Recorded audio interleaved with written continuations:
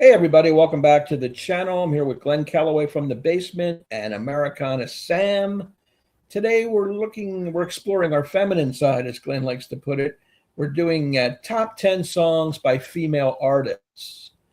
Not necessarily top 10 artists, but particular songs. We're zeroing in on certain songs that every time we hear them, they just resonate and they score points with us. So tonight's order, I forget who went first last time. I always screw that up. Damn. So Glenn's going to go first. Glenn, followed by Sam and myself. We're going to do our 10 through 6 around the block and then 5 through 1.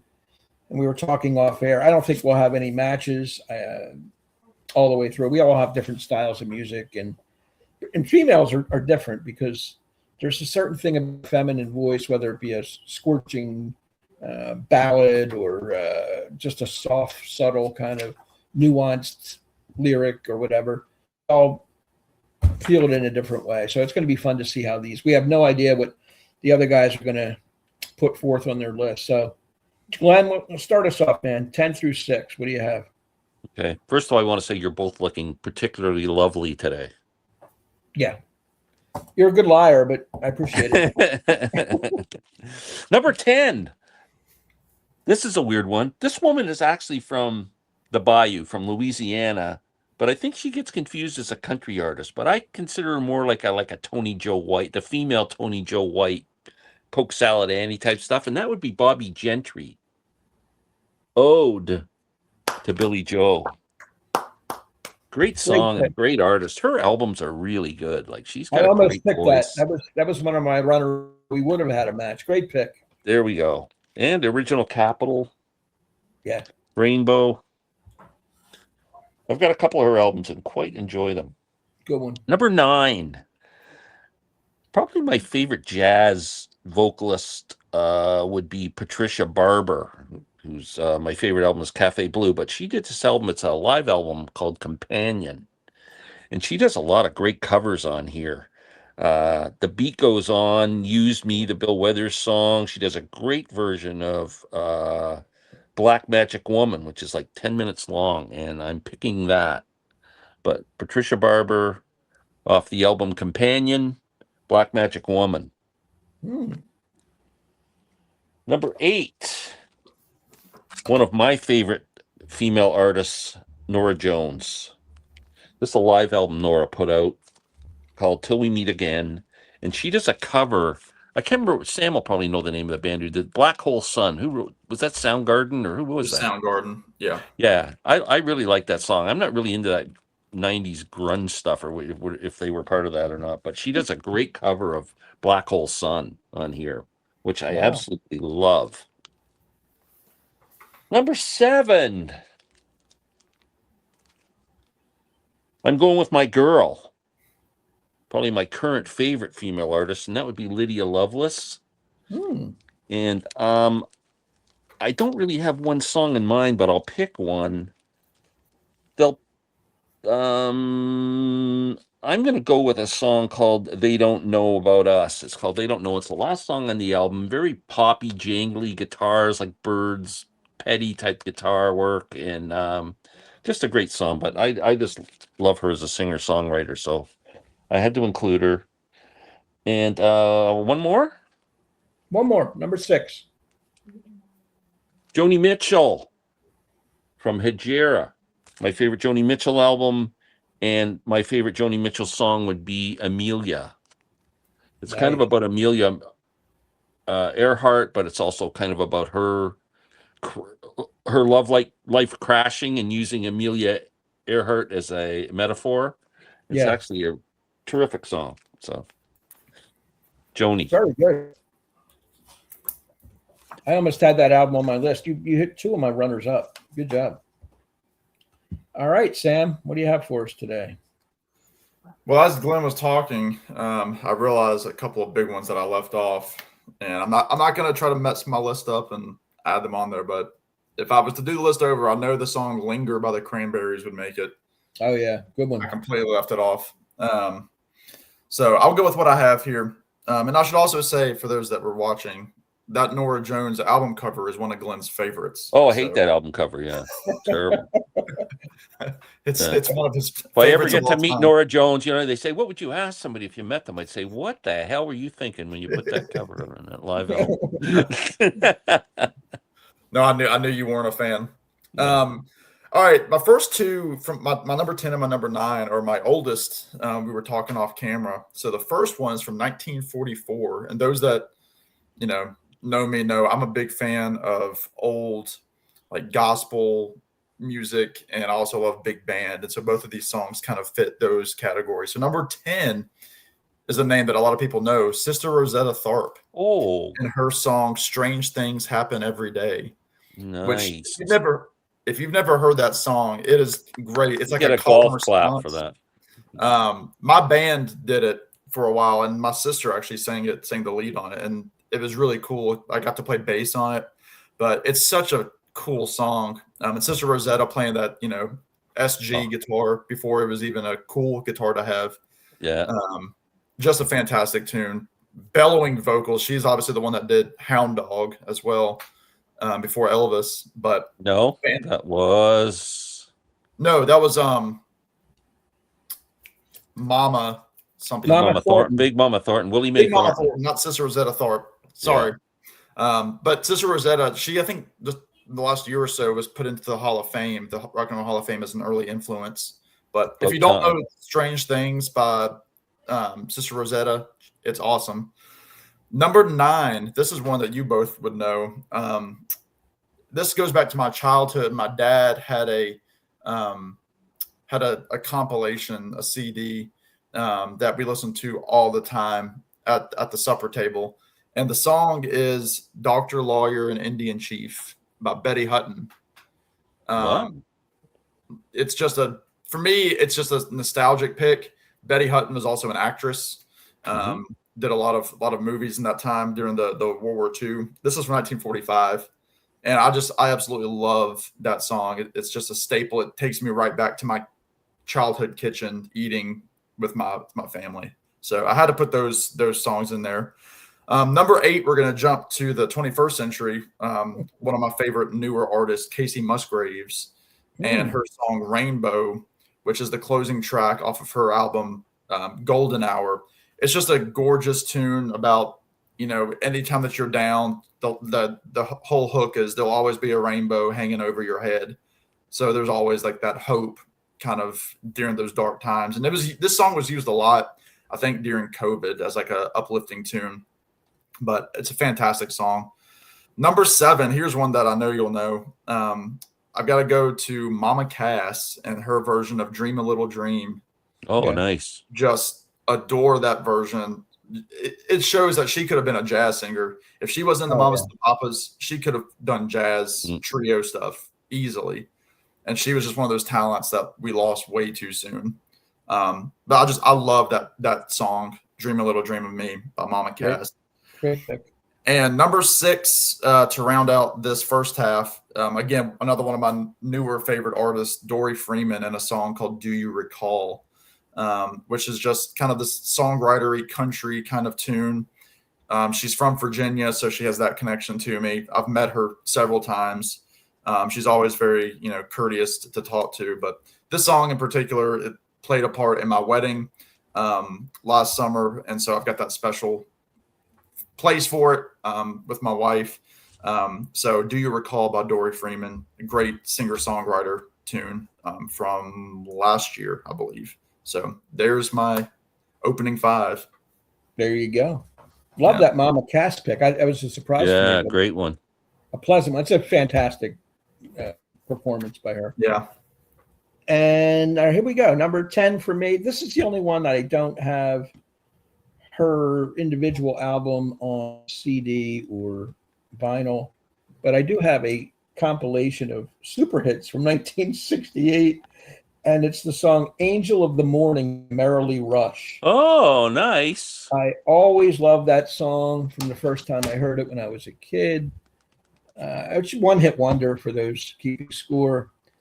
I don't even know who wrote. I think it was written by Chip Taylor, who's John Voight's brother. Who just recently passed away. He passed away. Angel of the Morning, just a beautiful, beautiful tune. Number 9, 1979 debut album, Ricky Lee Jones, Chucky's in Love. I love that beatnik kind of bohemian style that she came up with. It was original. Look at her on the cover. I mean, she fits what we're talking about. Just, I love the lyricism in it too.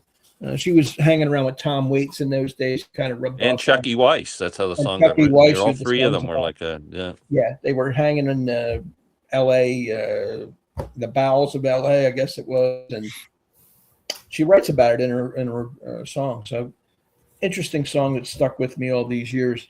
Number 8, the great Joan Armatrading, The Weakness in Me. This is a song about a woman who's torn between two men, feeling guilt with somebody she's in a relationship, but wanting to move on to a different guy. Real subtle and whispery kind of voice. She's got that deep kind of voice, but at the same time, very meaningful. You can feel every word she's saying. Number 7. I don't know if I could do that song because I had a lot of girlfriends who seemed to want to move on to other guys. Yeah. They hold that weakness in them, I'm telling you. Number 7. This is the song that was left off of Rumors, and that's Silver Springs, Stevie Nicks. This is a 3 CD set of outtakes and B-sides and all the stuff that they were recording at that time. Silver Springs is an all-time classic for me. I heard it on the radio. That we had a local DJ that was promoting that song even when Rumors was out. He said, I can't believe they left this off, but he was right. It turned out to be, to me, the strongest song on that album. Again, writing about her relationship with Lindsey Buckingham. Number 6, I had to have a pure rock song on here. I've got The Pretenders, Back on the Chain Gang, Chrissie Hynde. Again, she lost 2 of her members with drugs and so forth right before this. This is the album they come back with, Back on the Chain Gang. Just a cool tune. I love her voice and almost everything she does. So she's making my list at number 6. There we go. Wow, both you guys did really well. That was awesome. Enjoyed that. All right, top 5 time. Top 5. I'm going with another one of my favorite female artists, Lucinda Williams. And this is an album. I love the title of this album, Down Where the Spirit Meets the Bone. Ooh. And the last song on the album, it's a 2-disc set, is a cover of J.J. Cale, my favorite J.J. Cale song, Magnolia. She does just an incredible job of that song. Love it. Number 4. Sam will be familiar with this artist, Sarah Jarosz. This album is called Follow Me Down, and she does a killer version of Bob Dylan's Ring Them Bells, which is off the Oh Mercy album. Yep. Fantastic. I almost picked her version of Come On Up to the House. That was on my short list. Oh, cool. Yep. And next, the woman with the voice of an angel, Alison Krauss, and her cover of the Beatles' I Will, which is actually first appeared on an album by Tony Furtado called Within Reach, and then afterwards released on an Alison Krauss compilation album. But her version, I Will, is absolutely just beautiful. Oof. Number 2, one of my favorite jazz artists, one of my favorite jazz albums of all time, and that would be the amazing Alice Coltrane, who was married to John at the time of his death. She plays a harp, a big string harp, and she also plays piano, just an incredible artist. And her album, Journey in Satchidananda, and the title song, absolutely incredible instrumental. Just love this album. Fantastic. Very spiritual jazz. And last but not least, my favorite woman of all time. I love this woman. I'm still in love with her. Janis Joplin. Her version of Ball and Chain. When you watch that video performance from Monterey, I think it's the greatest performance by a female artist in the history of music. It's just electric and gut-wrenching and just incredible. That's my number 1. by a mile. Surprise, she was surprise. coming. Yeah, I knew she was coming. Great one. All right. Strong stuff. What do you got, Sam? 5 through 1. All right, number 5. Number 5 will be my last kind of modern song, and then we'll throw it back to the top 4. Again, one of my favorite artists who, Glenn, you need to be getting into her because you would absolutely go down the rabbit hole. Sierra Farrell and her song Dollar Bill Bar, which is a fantastic tune. It's about this woman who, you know, the chorus is, she says, guys like you are a dime a dozen. You should count your lucky stars. If I had $1 for every single sailor's heart, I could break 100 down at the Dollar Bill Bar. It's just this great, like almost like 50s and 60s kind of like Tammy Wynette kind of, you know, Patsy Cline type country song, like brushing the guys off, like, you know, y'all are all a dime a dozen. I've heard it all. But it's just got this great kind of, you know, Telecaster guitar. Her voice has so much character in it. She's from West Virginia. But, man, she is so good. Everything I've ever heard her do is fantastic. So Dollar Bill Bar is eking into the top 5. So now we're going to go into the legacy part of the top 5. So you all will know all of these songs. I know it. I also had to throw in a Fleetwood Mac tune, but I went with my number 4. I went with Christine McVie in Little Lies, which nice that pop song song. is a constant earworm for me. Absolutely love that song. Obviously the backing vocals with Lindsay and Stevie, but this is Christine's song. Yeah. And I love that Tango in the Night era of Fleetwood Mac. There's some great tunes on that album. And that's just a song that every time I hear it, even though it's played everywhere, I don't get sick of that one. So Little Lies for me by Christine McVie and Fleetwood Mac. Number 3, we're going to go to Phil Spector and the Crystals with "Da Do Run Run," which wow, a song that I just, again, absolutely love it. The Beach Boys did a, you know, half decent cover of it, but the Crystals, they run the game with it. I mean, it's just such a great song. It's one of those songs that sounds like the Wall of Sound. I think that's one of those songs where, you know, here's a playlist of Wall of Sound. This is going to be in the top batching of those songs. But love the Crystals, you know, Lala Brooks, Darlene Love was singing with them as well. Cher was on some background vocals with them. So just fantastic. Number 2, actually, I'm going to go Phil Spector now. It's all Phil Spector from now on. So number 2 for me is going to be My Baby by the Ronettes and Ronnie Spector. Yeah. Brian Wilson's favorite song.